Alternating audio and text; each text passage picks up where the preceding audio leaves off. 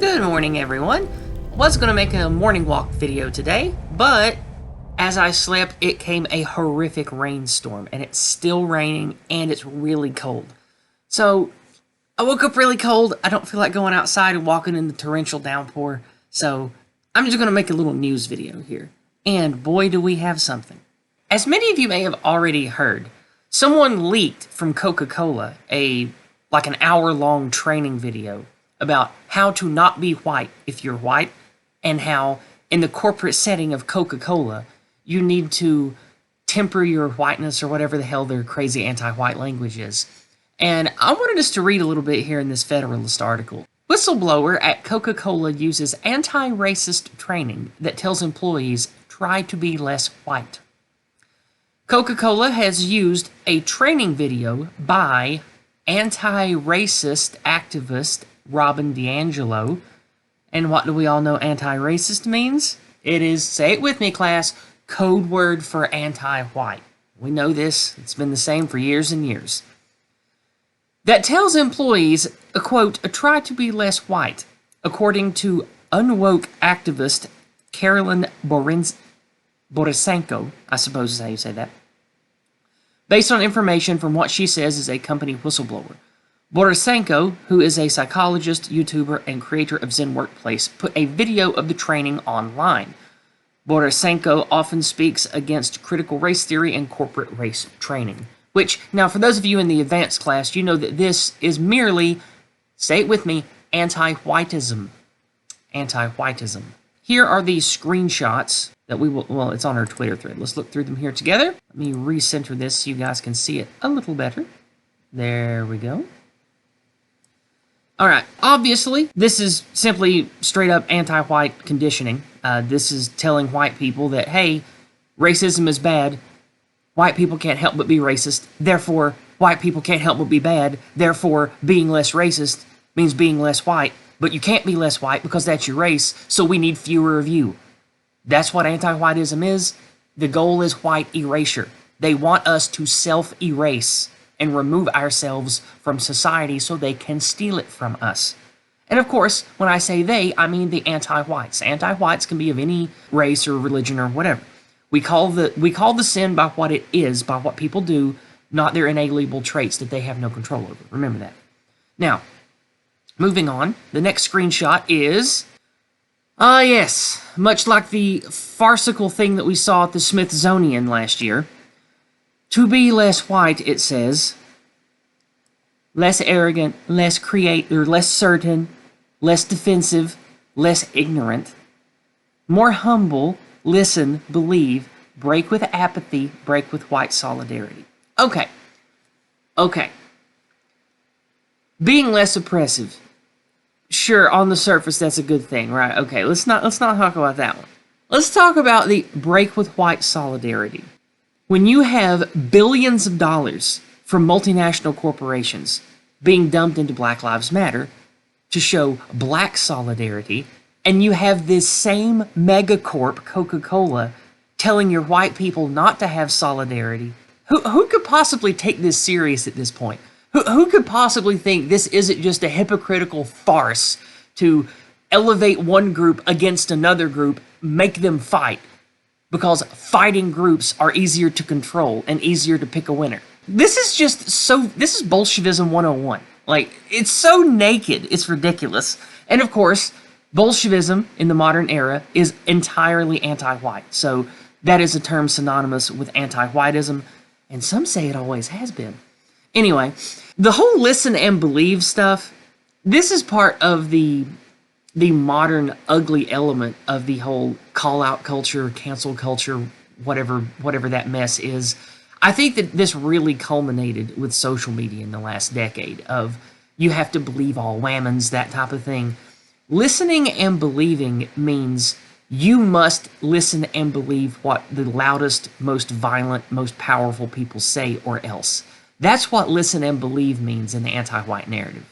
So I just think this is just greater proof that the things I've been saying, the things that Jason Kuna says, the things you learn from Patriotic Alternative and all the other people, we have been right about this for a long time. Let's go on to the third slide, shall we? In the US and other Western nations, white people are socialized to feel that they are inherently superior because they are white. Research shows that by age 3 to 4, children understand that it's better to be white. I have no idea what research she's talking about. She might be referencing behavioral psychology studies of young people where they start to reflexively show, like young by meaning like babies and toddlers and stuff, where they start to reflexively show more positive emotional cues and positive behaviors towards things that look like themselves. That's all primates. We're apes. That's how we all do, okay? And then, of course, no anti-white narrative is complete without white supremacy. And, of course, they have to weave that in here, right? Because that's part of what they always beat us with. So they have to always tell us that we're superior while treating us like inferiors. Yeah, okay. So, as you can see, this is a mess. Of course, try to be less white. That's the last slide, but we already talked about that. So now that we know what the slides are, let's see what the rest of this article has to say. The 49-minute training video by D'Angelo, author of the book White Fragility, is titled Confronting Racism. Right away, the course establishes that all white people are born racist, like we said earlier. Nothing exempts any white person from the forces of racism, says D'Angelo. When you accept that reality of your socialization, you can begin to examine how you've been shaped by it. Now, where have we heard something like that before? She continues on. In the U.S. and other Western nations, white folks are socialized to feel that they are inherently superior because they are white. I get so tired of this. This is such a tired, beaten-to-death talking point of the anti-whites. If you come to a civilization that has had centuries, nay millennia, to create a beautiful, long-lasting civilization with libraries and cathedrals and running water and technology and electricity, and the people there generationally have been accustomed to that, and you feel inferior for being there? That's not exactly the native people's fault now, is it? That sounds like a you problem, not an us problem. It goes on to say what you can do with it. We already went over that by looking at the slides.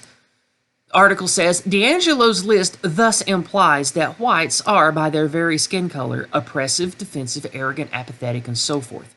Exactly. This is the anti-white narrative. Whites are the great Satan, the original sin. Everything bad in the anti-white narrative comes from the white. The training includes racial resentment section. Racial resentment. And what did I say earlier about them wanting us to hate ourselves and oppress ourselves? Any moment of black advancement is met with a backlash of white rage and resentment. This, of course, is a myth. This is a dirty lie, and it's part of the anti-white screed.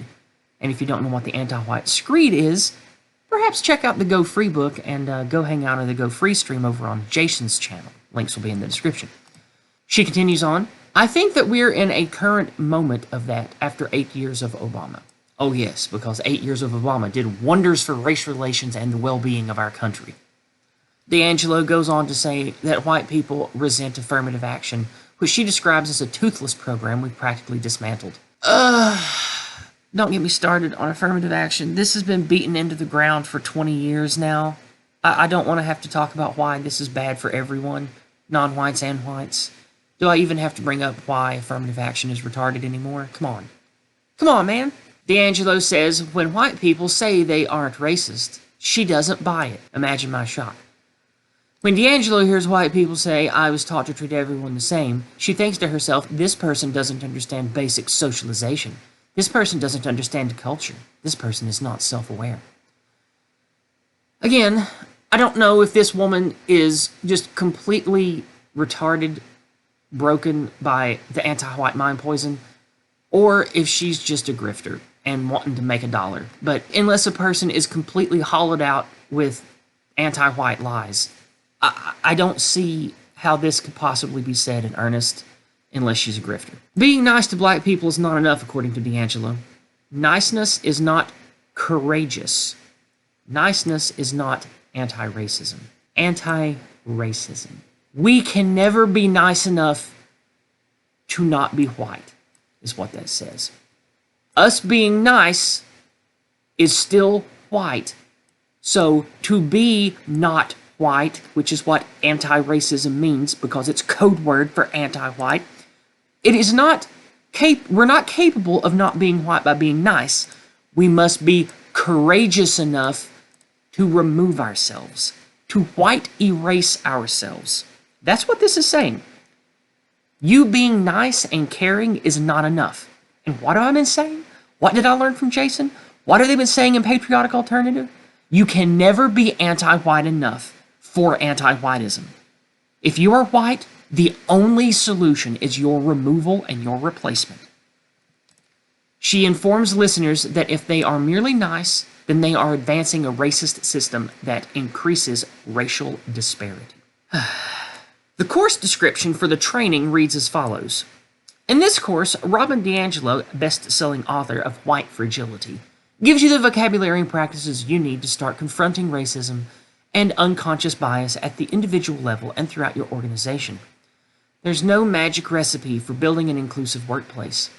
It's a process that needs to involve people of color, and that needs to go on for as long as your company is in business.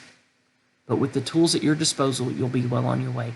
I would like to analyze this and tell you what it really means. There is no magic recipe for building an inclusive workplace means I have to put a filler word in here because it's not yet palatable to say I want to replace all white people. That's what this is saying here. Because as we've covered earlier, as we know from the Go Free lexicon, as we know from what we've demonstrably seen true the last 50 or 60 years, this is a one-way street, and the question, how much diversity is enough, is never allowed to be asked because there is no answer. The answer is only when there are no white people left. Anti-racism means chasing down every last white person and making sure they're erased and replaced. She says it's a process that needs to involve people of color, and that needs to go on for as long as you're in business. See? Do you see now? Systemic anti-whiteism? It's the only systemic ism that we have. Anti-whiteism. All right. The entire training is available on LinkedIn Learning, which Borisenko says Coca-Cola is using for their internal platform. DiAngelo's course could open Coca-Cola to a slew of lawsuits by employees who suspect they were denied promotions, bonuses, or other opportunities due to their race. They could use the training as direct evidence of racial discrimination, according to lawyers. Now, in a world that I would like to live in, that would be true. I like people to be equal under the law. And I like there to be a meritocratic system that does not promote, denigrate, shame, uplift, or destroy people because of traits that they can't control or that they were born with. But I don't think that that's the society that we live in at the moment. I believe that anti-whiteism has poisoned every institution we have for decades. I would be shocked if Coca-Cola makes a single payout over this. And the thing that is sad here is that anti-whiteism, the pain and the suffering and the shame that the anti-whites have done to us for decades, it's a spiritual mental onus that we wear, that we carry with us. And I think that many people, even if they believe in their mind, even if they don't voice it, that they were denied promotions, bonuses, and other opportunities for being white, they're probably too scared to even ask a lawyer if they have a case. They might be too scared to even tell their husband or wife that they think they were discriminated against because they are terrified of the anti-whiteism. They are terrified of the anti-whites harming them, taking away their bank accounts, harming their children, destroying their children's future. This is where we're at, sadly, and that's why going free is so critically important. And so, we have come to the end of the article. Robin DiAngelo is probably a vile, horrible woman, one that is likely hollowed out by an entire lifetime of anti-whiteism. It has broken her soul and mind to the point that she wants to spread that nihilistic anti-white cancer to as many as she can. That's sad. But even if I met her, like my Sermon on the Mount the other day to my loyal Yizraelites, like I told you, we have to offer people a hand. You have to say, take my hand, Robin. You don't have to be that way. You can be a better way. You can go free with me. You can come to the Go Free streams with Jason. You can be around people that don't want to be a part of the anti-white narrative anymore. We build, we love, we laugh, we dance, we sing, we have a wonderful community, and you can have a wonderful community too. You can get you and the loved ones around you to go free. I wouldn't say that they're going free, but at least they've taken the first steps. Many people at my church. You can do that at your church, or your gun club, or the guys that you hang out with and drink with, or the ladies you read books with at a book club. You can do it. We can all do it together. So even you, Robin, I invite you to go free with us. We should all go free together.